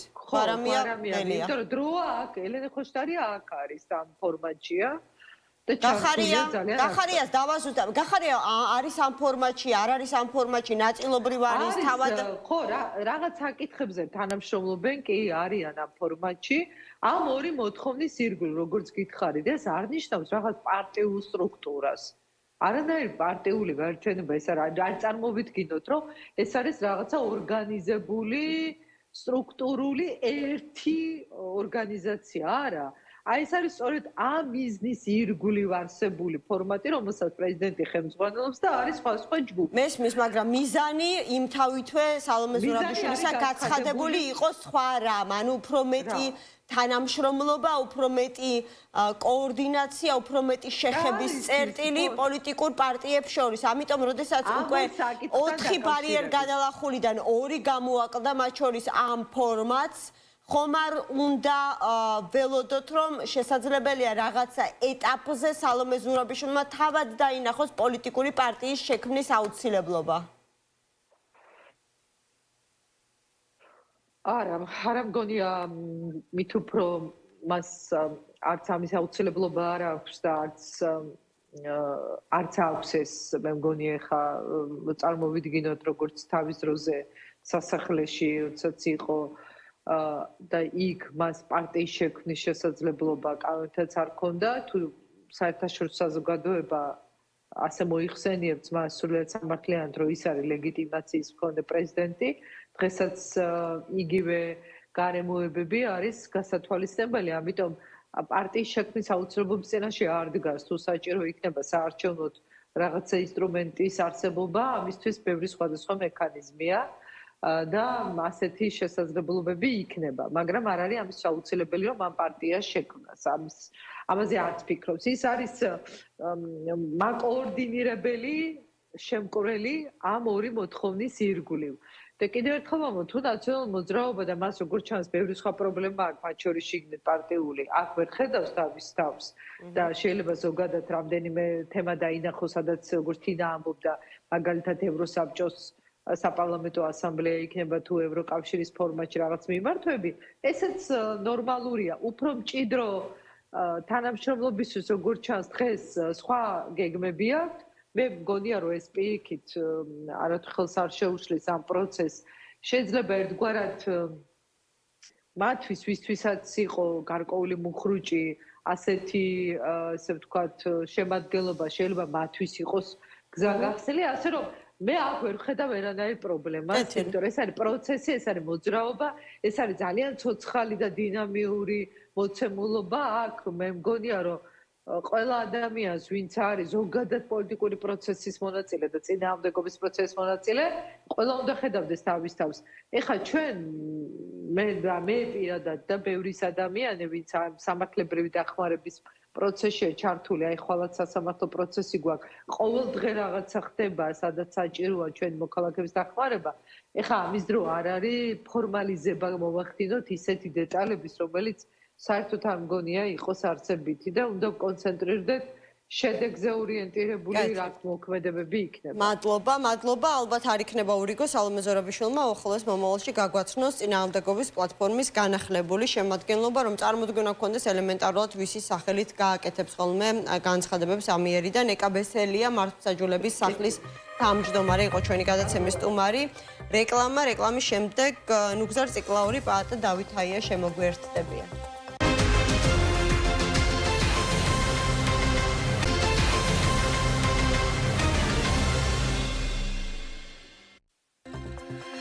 მაშასე გადაცემა 360 გრადუსი დაბრუნდა ეთერში, ვინ რჩება და ვინ მიდის სალომე ზურაბიშვილის მიერ სულ რაღაც ერთი თვის წინ ინიცირებული წინააღმდეგობის პლატფორმიდან სულ ცოტა ხნის წინ ჩვენს გადაცემაში თინა ბუკუჩავასგან ერთიანი ნაციონალური მოძრაობის თავმჯდომარესგან მოვისმინეთ, რომ ნაციონალური მოძრაობა ამ პლატფორმასთან აღარ ითანამშრომლებს, რადგან მიაჩნიათ, რომ პლატფორმამ თავისთავად თავი ამოწურა. ეკა ბესელია საუბრობდა ცოტა ხნის წინ პლატფორმის შესახებ, თქვა, რომ პლატფორმა საკმაოდ დიდი და შორს მიმავალი გეგმები აქვს და მისი ინფორმაციით პლატფორმას კიდევ ერთი ოპოზიციური კოალიცია ცვლილებები საქართველოსთვის კოალიციის ცვლილებებისთვის გამოაკლდა. თუმცა, დადასტურებულ ინფორმაციას ალბათ იმედი მაქვს ერთ-ერთი ლიდერისგან მივიღებთ. ნუგზარ ციკლაური პარტია კოალიცია ცვლილებებისთვის ერთ-ერთი ლიდერია ჩვენი გადაცემის სტუმარი. მოგესალმებით ბატონო ნუგზარ, მადლობა გადაცემაში მონაწილეობისთვის. შეგვიძლია თუ არა ვთქვათ, რომ თქვენც გამოაკლდით წინააღმდეგობის პლატფორმას და თქვენს თავსა და როლს, ფუნქციას სალომე ზურაბიშვილის მიერ სულ რაღაც ერთი თვეს არ არის ჯერ ინიცირებულ პლატფორმაზე ვერ ხედავთ. ის და საჯარო განცხადება ჯერ არ ყოფილა, თუმცა ნებისმიერი პლატფორმა გულისხმობს იმას, რომ ამ პლატფორმის მონაწილეებს აქვთ ერთიანი ხედვა იმ პოლიტიკურ მოვლენებთან დაკავშირებით, რაც ხდება ქვეყანაში. თქვენ იცით, რომ ჩვენი პოლიტიკური პარტიისათვის უმნიშვნელოვანესი იყო არაღიარების პოლიტიკა იმ დამამცირებელი, ფალსიფიცირებული არჩევნების, რომელიც ქართულ ხალხს შესთავაზეს და ნებისმიერ შემთხვევაში, ნებისმიერ ახალ არჩევნებთან დაკავშირებით და მათ შორის ისეთ არჩევნებთან დაკავშირებით, რომელიც ყაველაშვილმა უნდა დანიშნოს ახლა როგორც ლეგიტიმურმა პრეზიდენტმა, ჰქონდა სრულიად ცალსახა პოზიცია. და ამის შესახებ არასდროს არ დაგვიმალავს, იმიტომ რომ შეუძლებელია იყო ერთ პლატფორმაზე და მიდიოდეს სხვადასხვა მიმართულებებით. პარტიის ლიდერების მხრიდან გაჟღერდა ეს პოზიციები რამდენჯერმე, ამაზე ისაუბრა ნიკა მელიამაც, რომ განსხვავებული იყო ჩვენი პოზიციები.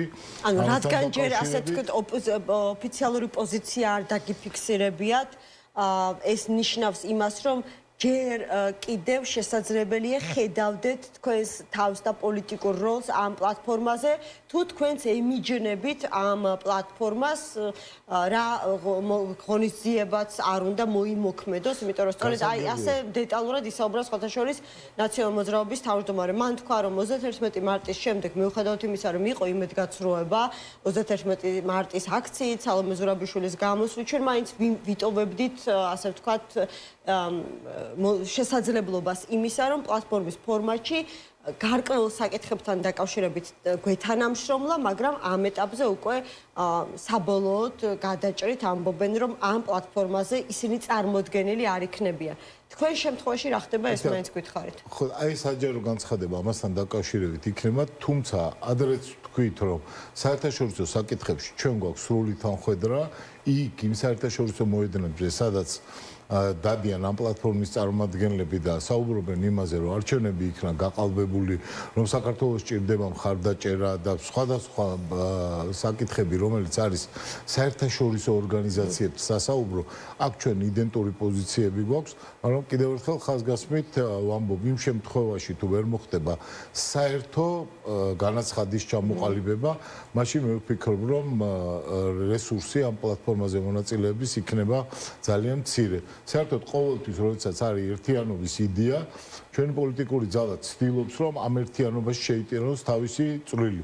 როდესაც ეს ამ ერთიანობას უჩნდება ბზარები, ჩვენ არასდროს არ ვართ ის პარტია, რომელიც ამ ბზარებს აღრმავებს.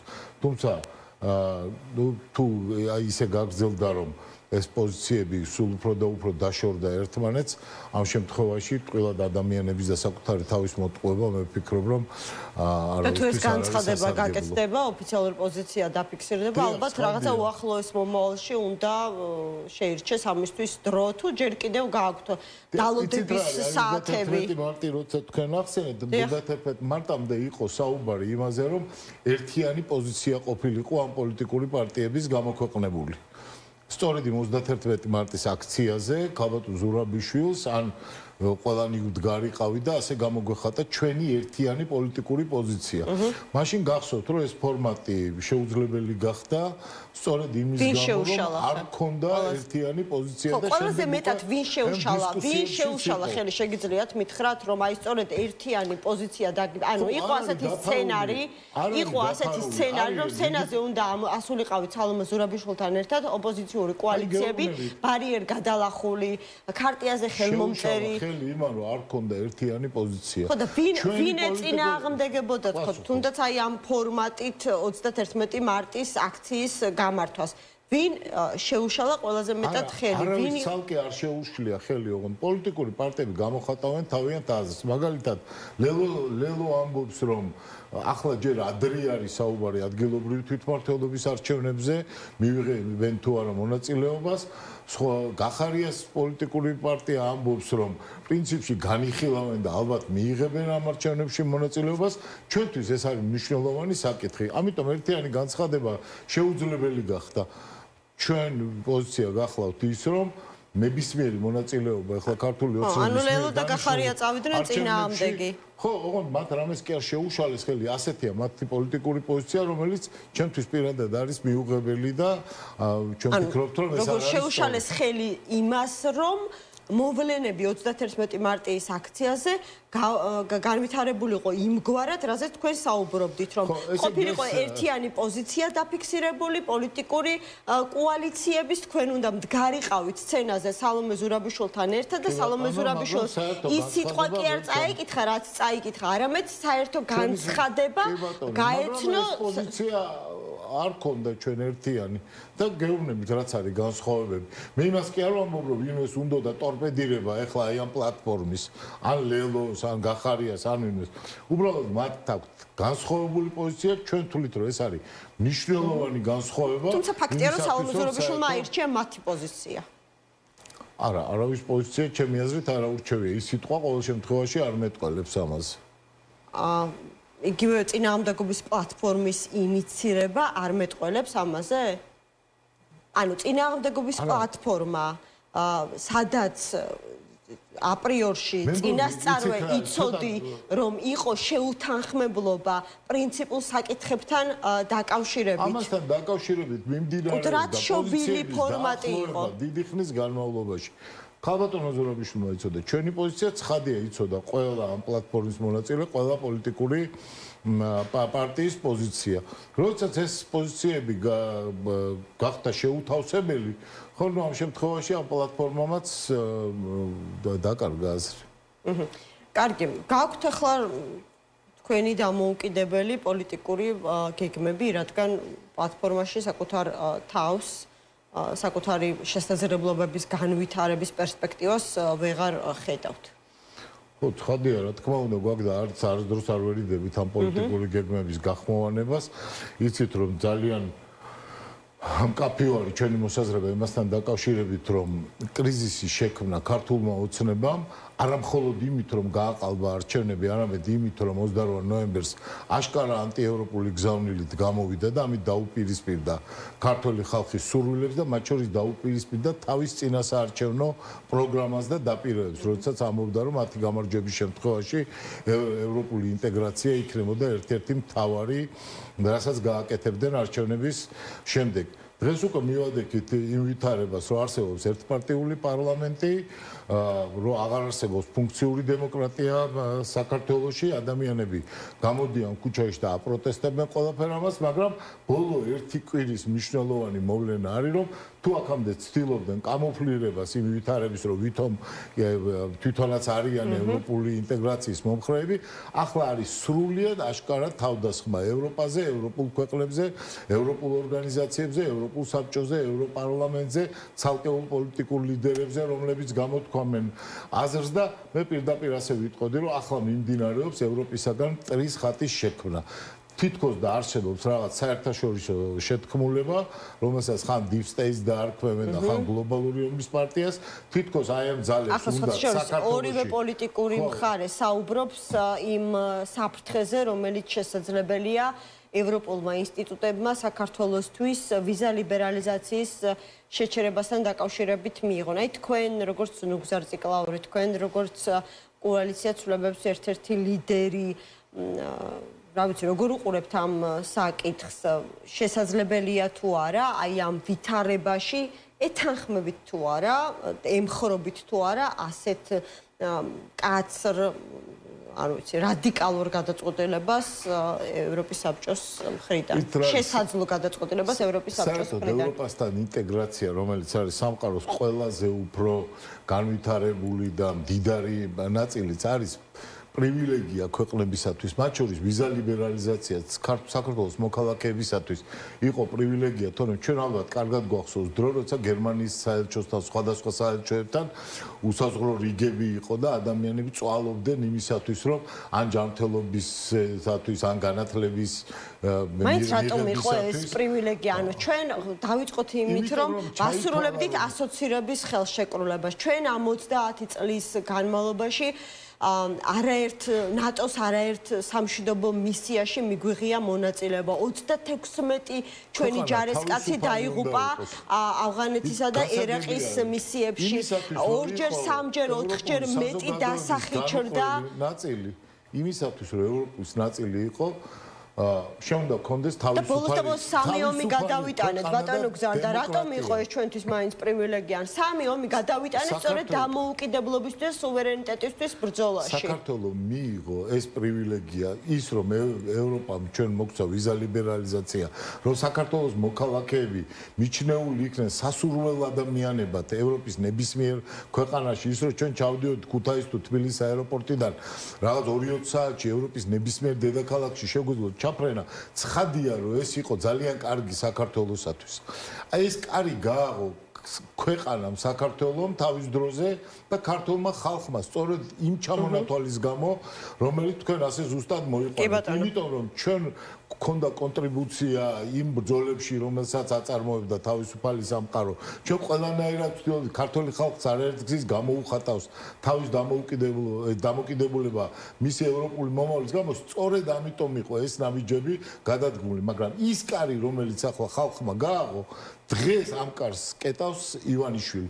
ის გეუბნება, რომ არსებობს რაღაც deep state-ი, არსებობს მტრები, არსებობენ და ჩვენ აღარაფერი გვესაქმება ევროპისაკენ და სამაგიეროდ თურმე გვესაქმება ჩინეთისკენ და ირანისაკენ და ეს არის თითქოს საქართველოს ხო, მაგრამ ამ კარს მიღმა ქართველი ხალხი აღმოჩნდება, საქართველოს მოსახლეობა აღმოჩნდება. თქვენი პოზიცია მითხარით, თუ ასეთ გადაწყვეტილებამდე მივა ევროპის საბჭო თუ ევროპული საბჭო იქნება თუ არა ეს სამართლიანი საქართველოს მოსახლეობასთან მიმართებაში?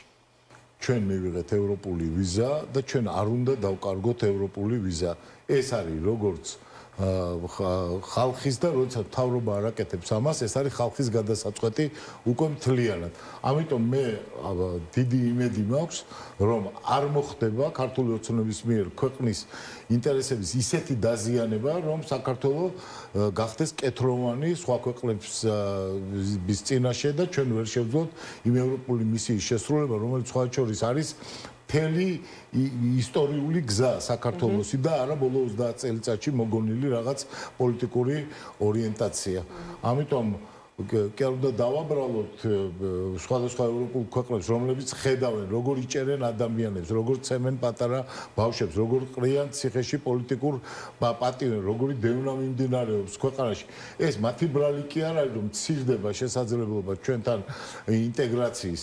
ეს არის ბრალი იმ მმართველობის, რომელსაც აღარ აქვს ხალხის მხარდაჭერა, მაგრამ სამაგიეროდ მაინც სურს, რომ მართავდეს ქვეყანას. ამიტომ არის ეს ვითარება. მადლობა და ველოდებით თქვენი კოალიციისგან ოფიციალურ პოზიციას წინააღმდეგობის პლატფორმის დატოვების შესახებ, იმიტომ რომ ყველაფერი აქეთკენ მიუთითებს. ნუ გზარ ციკლაური. იცით და პლატფორმები შეიქმნება, შექმნილა და მომავალშიც შეიქმნება.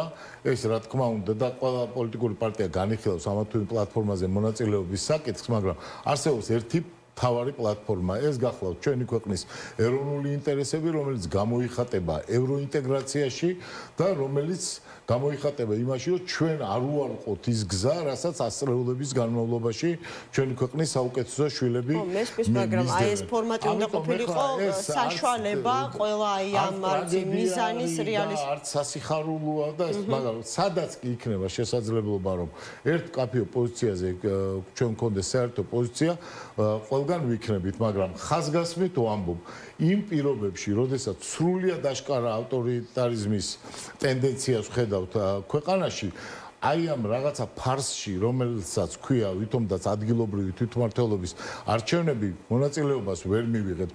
თუნდაც იმის გამო, რომ არ არსებობს არც ერთი დემოკრატიული გადაჭრით გადაწყვეტილი კონდეს ანელელოს ანგახარიას ამ არჩევნებში მონაწილეობა.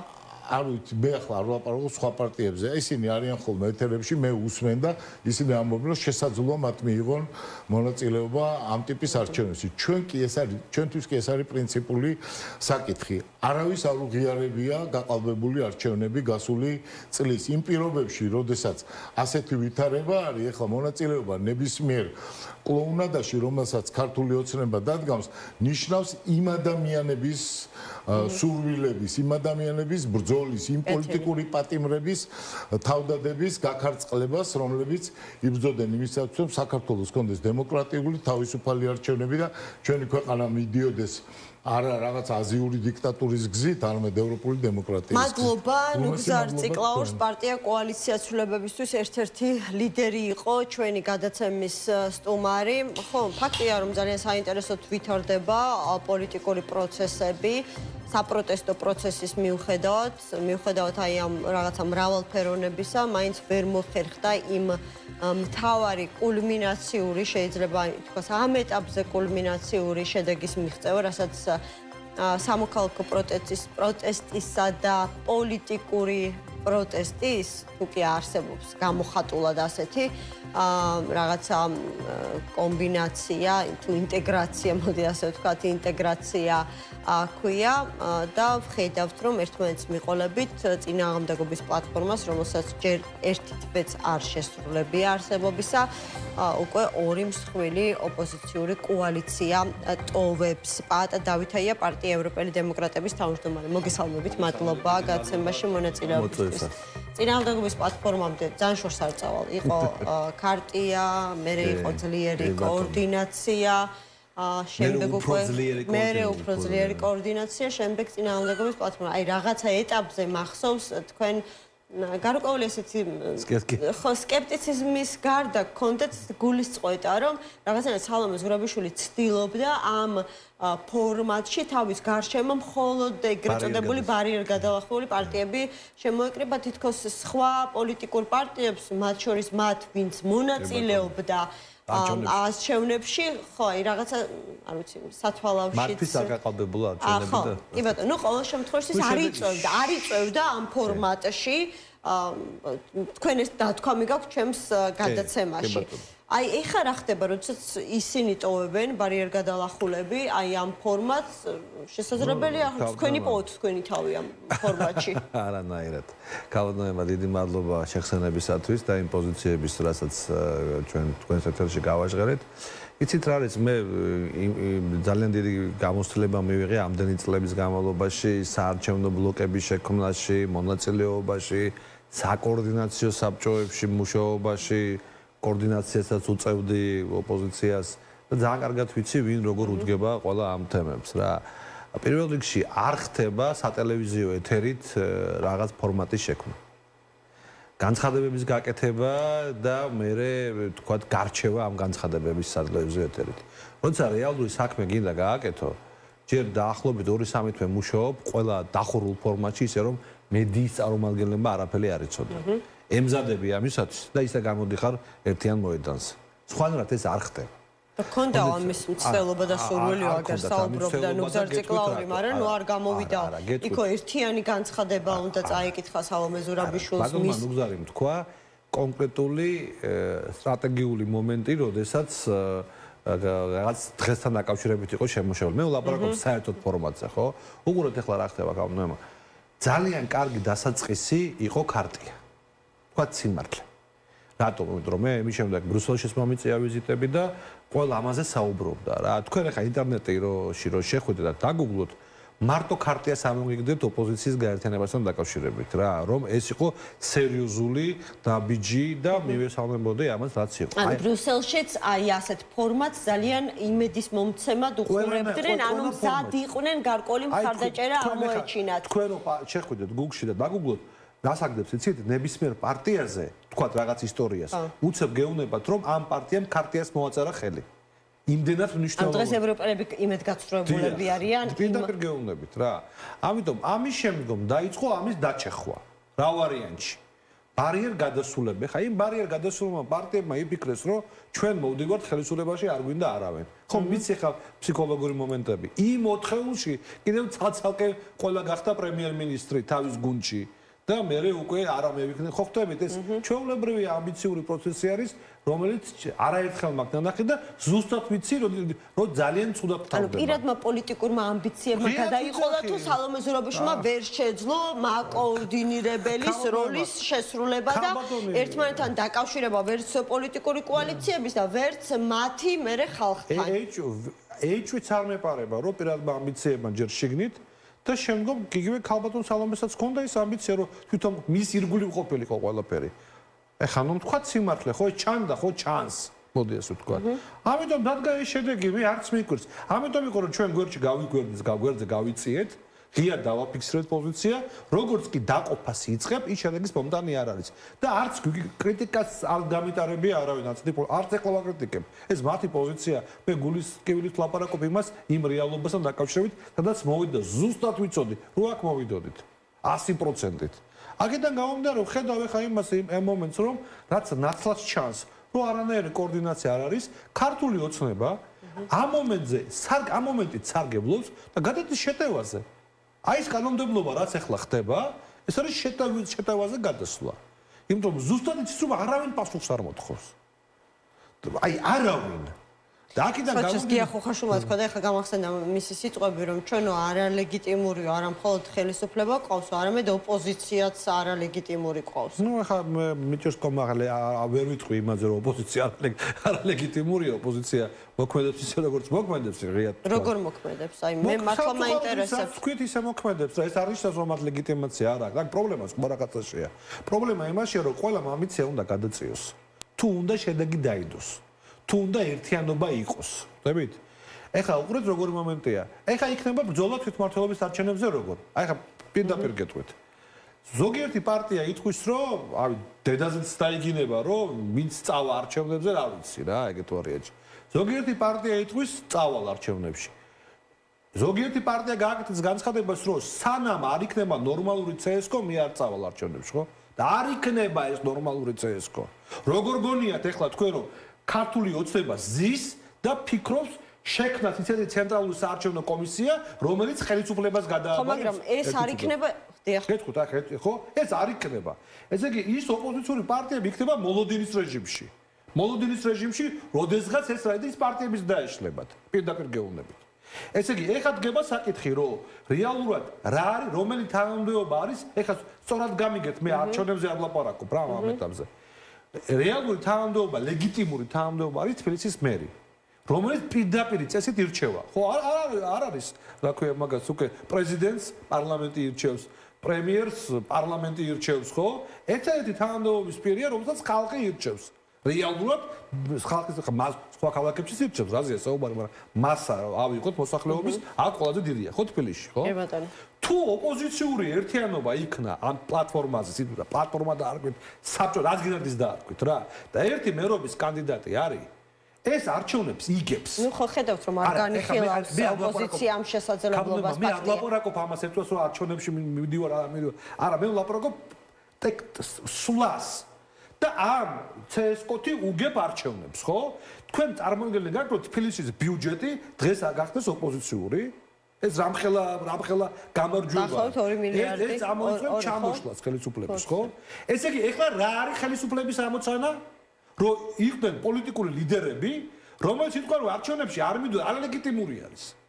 იყვნენ ლიდერები, რომელიც ვერ მოილაპარაკებენ. იყვნენ ლიდერები, რომელიც არჩევნებში წავლენ. ამ ფონზე კალაძეც მოიგებს არჩევნებს. ძალიან მარტივად რა. იძახე მე არალეგიტიმურიაო, რამდენიც გინდა. ხო, მაგრამ იქნება აქვს ოპოზიციას მოლოდინი, რომ შესაძლებელია პოლიტიკური პროცესები იმგვარად შეიცვალოს არჩევნებამდე, რომ მოუწიოს. აი, მაგალითად, როგორ საუბრები იმის შესახებ, რომ შესაძლებელია ევროპულმა საბჭომ მიიღოს გადაწყვეტილება იმ გამარტივებული წესით საქართველოსთვის ვიზა ლიბერალიზაციის შეჩერების შესახებ. ამან ეს შეიძლება იმ ხელაზე წოლის ბერკეტი იყოს ხელისუფლებაზე, რომ ხელისუფლებას უკან დაახევინოს და მათ შორის ახალი არჩევნების დანიშნვის გადაწყვეტილებაც მიიღოს. მარტივად დავსვამ საკითხს. ხელისუფლება ზრუნავს ხალხზე, რომ ვიზა კონდეს თუ არა და პირად სანქციებზე არ ზრუნავს, პირად ქონებას დაძლებენ მთელი ევროპა ამ ადამიანების და მაინც აკეთებენ. და ხა თქვენ გონიათ ხალხზე ფიქრობენ? და მე და ეჭვი ეპარება მაგ. ანუ ეს არ შეაჩერეს.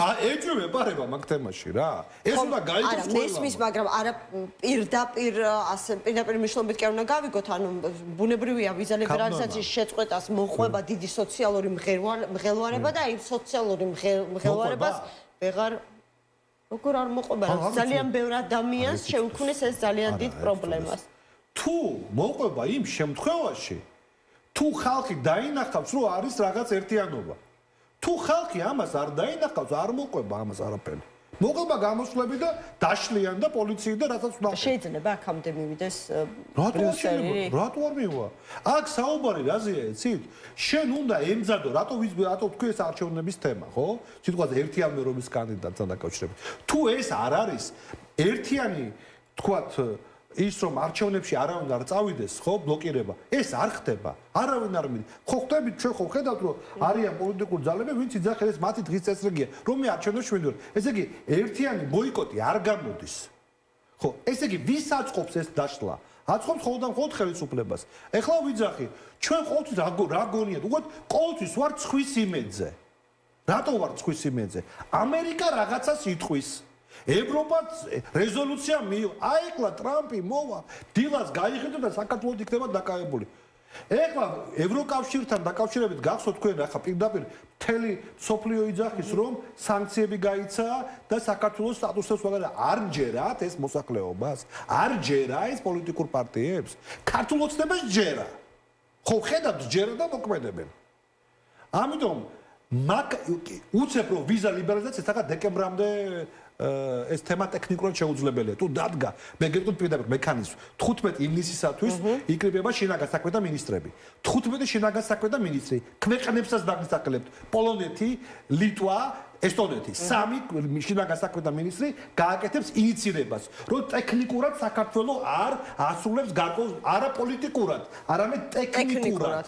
ამის შემდგომ დაიწყება პროცედურა, რომელიც დამთავრდება 15 დეკემბერს. მაქამდე თუ ევროპის პარლამენტმა არ მიიღო სპეციალური კანონი, რაც შეეხება პროცედურების გამართებას, რაც რთული თემა არის. 15 დეკემბრამდე ეს თემა არ დადგება დღის წესრიგში. მანამდე მორჩენილი იქნება თვითმმართველობის არჩევნები. ძალაუფლება ექნება ადგილებზე ხელისუფლებას.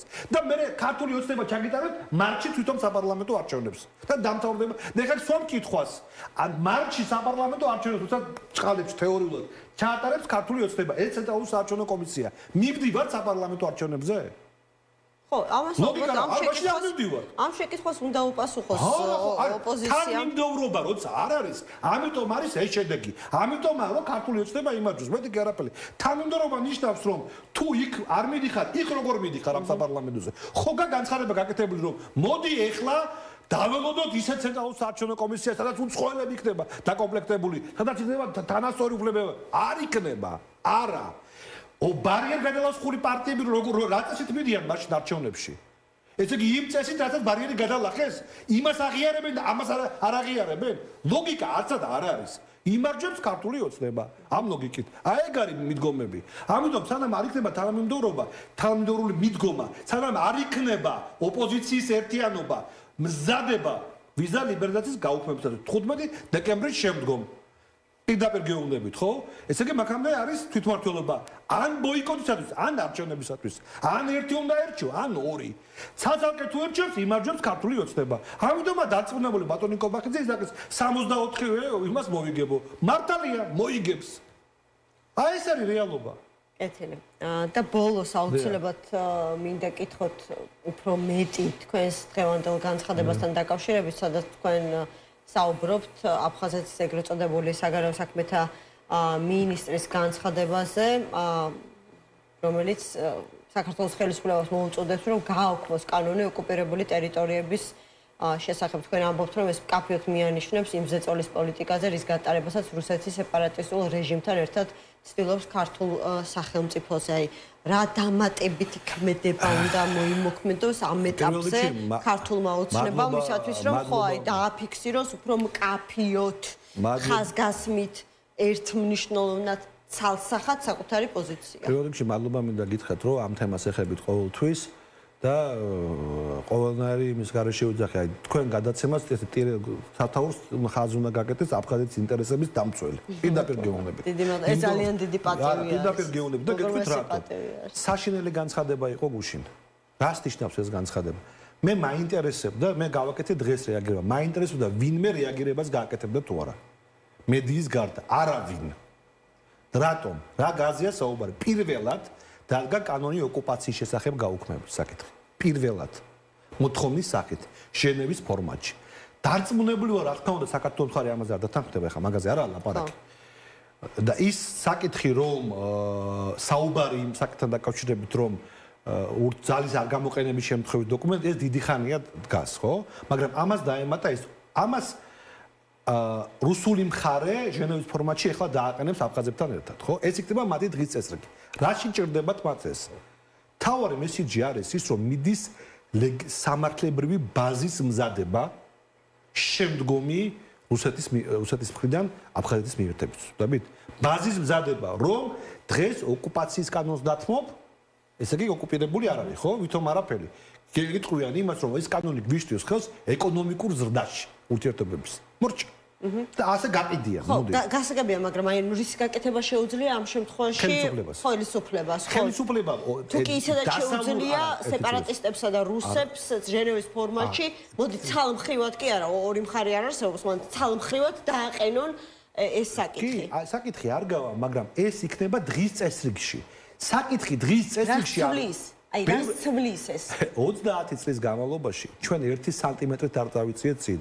სამშვიდობო ძალები რუსული გაეროს მანდატით დსთ-ს მანდატი რო იყო გაეროს მანდატი იყო გაერომისა დსთ-ს მანდატი სამშვიდობო ძალები გახდა საოკუპაციო ძალებად ჩვენ ამაზე არ ვლაპარაკობთ რომ სამშვიდობო ძალი გახდა ოკუპანტი ძალა არ ვლაპარაკობთ იმას რომ კონფლიქტი უკვე მხარეებათა ეს არის კონფლიქტი რუსეთსა და საქართველოს შემდეგი შეიძლება იყოს დამპყრობელი ძალად იქცეს ანუ შემდეგი რა არის აქ მნიშვნელობა რუსები წლობით ომობენ ყველა სიტყვაზე დღეს უკვე დადგა საკითხი, ვინ გაიაზრებდა იმას, რომ საერთოდ ვინმე გაბედავდა კანონი ოკუპაციის შესახებ ამ საკითხის გაუქმების დაყენებას. ეს არის პრობლემა, ხვდები? ეს ჩვენი სისუსტის ამ შემთხვევაში ქართულ ხარეს. ბოდიში მოვიხადოთ. ქართველებია ბრალში, ისინია ბრალში, ესენია ბრალში, ისინი ანგელოზები არიან. ჩვენ ჩავიდინეთ ეთნიკური წმენდა, ჩვენ გავყარეთ რა ქვია აფხაზები, ჩვენ კი არ ვართ აქ დევნილები, ისინი არიან დევნილები, ჩვენ ვართ ყველაფრის ბრალში. რა თქმა უნდა, ისინი გამოდიან თავიანთი პოზიციებით რა. პროვოკაციები და სითავხედე და მიმტაცებლური ბუნება არც მანამდე აკადათ ასეთ აეროპორტში დაიწყებოდა ფრენები და ეს ავიაკომპანიები იფრენენ თბილისში. ეს ჩემთვის იყო წარმოუდგენელი. კარგი, რა გავაკეთოთ გარდა იმისა, რომ რიტორიკა უნდა შეცვალოს. სახელმწიფო პოლიტიკა უნდა იყოს, მეტი კი არაფერი. სახელმწიფო პოლიტიკა უნდა იყოს, პრობლემების შექმნის პოლიტიკა უნდა იყოს და არა დათმობების პოლიტიკა უნდა იყოს. რუსი გაღიარებს, თუ შენ ხარ ძლიერი, თუ შენ ძლიერი არ ახარ და არ იცავ შენს ინტერესს, სულ მოგახჩობს. ეს ისტორიულად ასე არის. და ყოველთვის დაიჭერს იმ მომენტს, როდესაც აი რაღაც X დღეს საშინელებას ჩაიდენს, ხვდებით?